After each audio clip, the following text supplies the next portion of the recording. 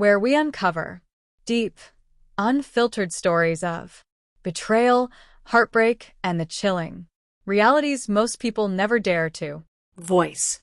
Prepare yourself for raw, emotional journeys that will pull you in. From the first word to the very end, this is where suspense collides with truth.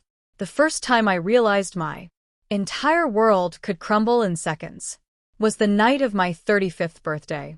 I should have sensed something was off the moment I stepped into our apartment, greeted by a faint fragrance that didn't belong to her. She always wore lavender. Tonight it was an expensive, sugary scent I couldn't place.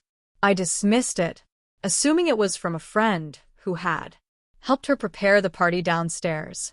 I had spent the afternoon finishing a draining work task, rushing to leave in time to enjoy my own celebration. Emily, my wife, had promised this year would be different. No shortcuts. She said it would be unforgettable, her eyes glowing in a way that once made me believe I was the luckiest man alive. I should have known then that the glow had long since faded. The party was at a rented loft in the city. Friends and relatives filled the room, their chatter buzzing like a low hum, laughter spilling over the music. The decorations were bright, the lights warm, and golden balloons floated above a small cake that read, "Happy Birthday, Mike." My favorite playlist played softly in the background. Then she arrived, Millie. Not with flowers or a smile that said, "I love you."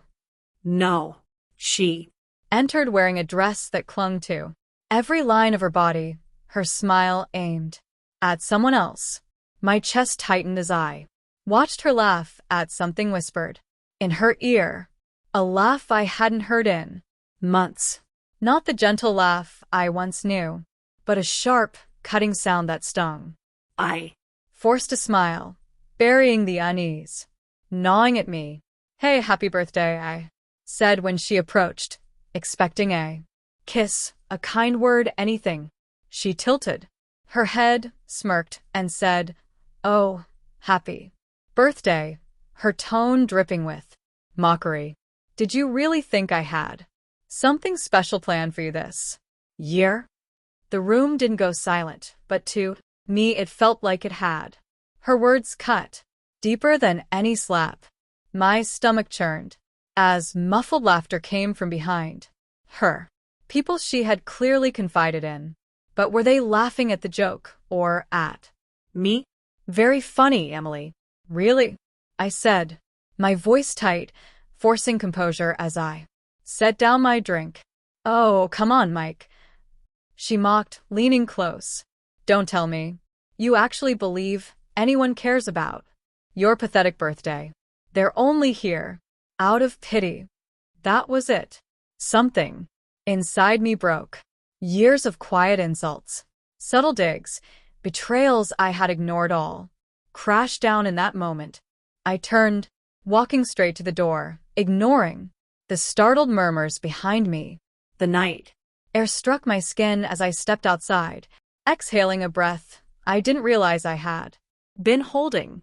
I walked to a park bench, down the street, hidden under trees. My phone buzzed with messages from friends, but I couldn't reply. I felt hollow, drained of everything warm. Minutes or hours passed. I couldn't tell. Time melted away. Then her first text came. "Mike, we need to talk." My chest tightened, but with anger, not fear. I ignored it.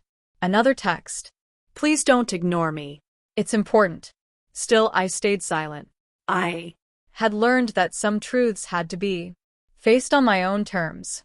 Near midnight, the message that destroyed me arrived. "I've been seeing someone else." I stared until the words blurred. My mind raced through all the signs I had brushed off, the late nights, the secret calls, the distance. Even when she was next to me, suddenly, it all made sense, painfully, brutally.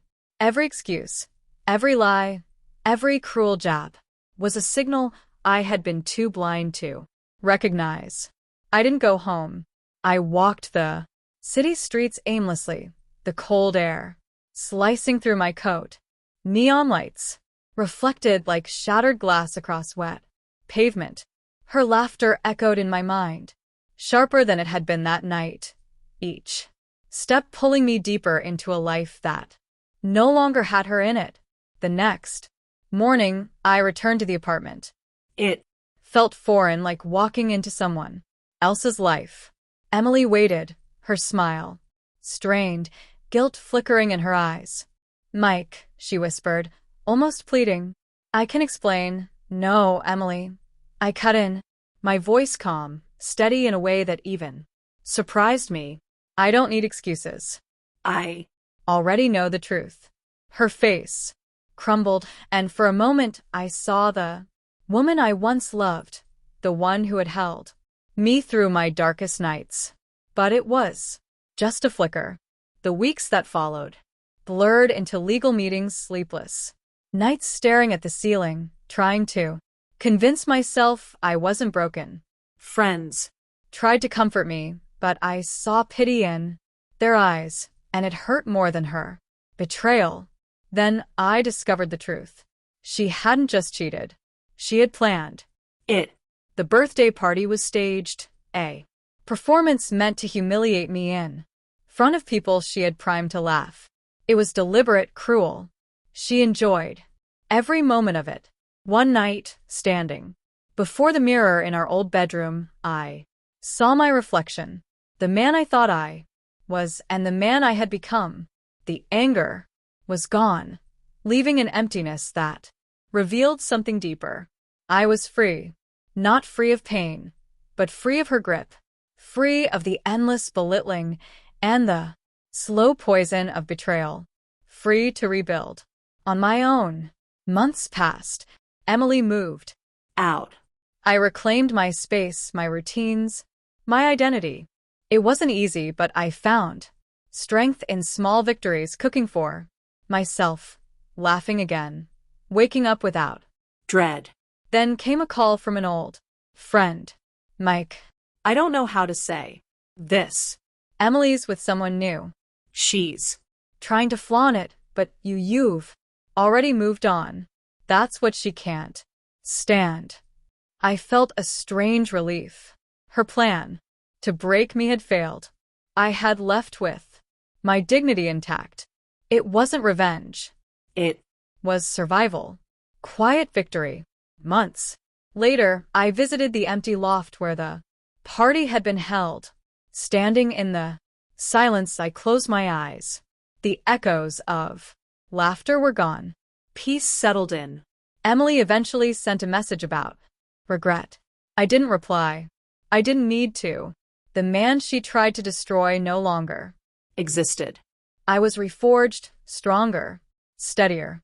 I had learned the harsh truth that self-respect is the greatest victory. I never saw her again. I moved into a new place, filled it with colors I loved, art that inspired me, and began a life truly my own. Friends noticed. "You're lighter," they said. And I was. Yes, the betrayal had hurt, but it had also freed me. Loneliness came at times, but it was softer than the chains I had worn. Sometimes late at night I would think back to that birthday. I would remember the pain, the humiliation, and I would smile. Not from joy, but from quiet satisfaction. Because true revenge isn't exposure. It isn't rage. It's walking away and living. Thank you for joining this story on Breakup Cheater. If you felt the heartbreak, suspense, or revelation, don't forget to like, subscribe, and hit the bell so you never miss another real-life tale that will keep you on edge. Share your thoughts in the comments. What would you have done? Until next time, stay careful, stay aware, and guard your heart.